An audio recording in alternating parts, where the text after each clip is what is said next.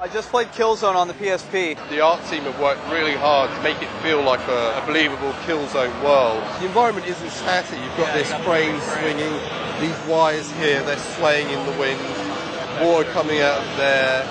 If I come further down here, you can see flotsam and jetsam floating around in the water there. And it's very true to the KillZone roots. I remember playing KillZone on the PS2. It was a first-person shooter, so that's what I was expecting. It totally amazed me that it was a top-down game. I wasn't expecting that. It looked a lot like Metal Gear. When we did our original research into this, we felt that the first person wouldn't work as well on the PSP because of the nature of the machine. You would get more out of it by designing something completely new. By taking this top-down camera, it allows you an overview of the action around you, so you can see the movement of the enemies, you can read the AI of the enemies. It allows you to think more tactically. It's got a lot of the same ideas of Metal Gear. The eyes and indicators, you can tell what the AI's thinking. The broad yellow beam from his eyes indicates that he's in a passive patrol mode. If he suspects somebody, the beam narrows slightly and goes orange. If I fire off my gun, he becomes alerted and then becomes hostile towards me. What's different, what makes it cool, is the way that the camera pulls out to show your character. When there's enemies in the vicinity, it will offset to show you where the enemy is. And as you get closer to an enemy, it subtly zooms in, and as you get further away, it zooms out to give you more of a view of the level. Metal Gear, one of my complaints was you couldn't see all the action.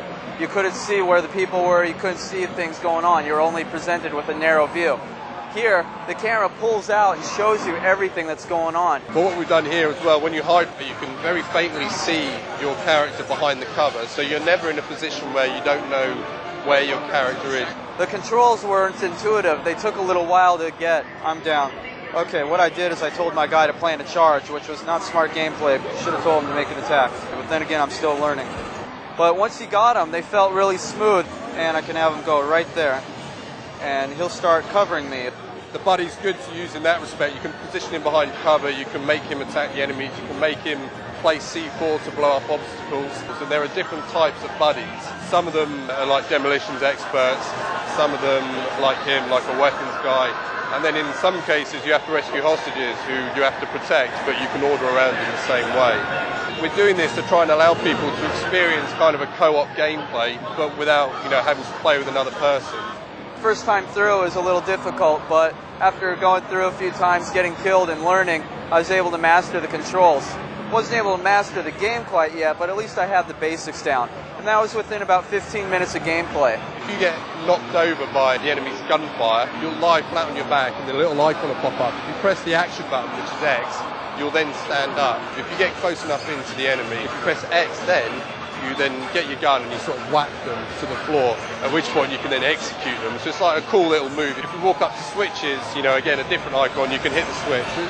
It all works off the action button, but it's context sensitive depending on where you are. We try to make that as clear as possible. Yeah, there was a vehicle section in here, which was really cool. We try to make it really sort of simple and fun, and you're shooting and you're blowing people away, you don't have to worry too much about your health unless you come across the rocket guys. It's just supposed to be really good fun.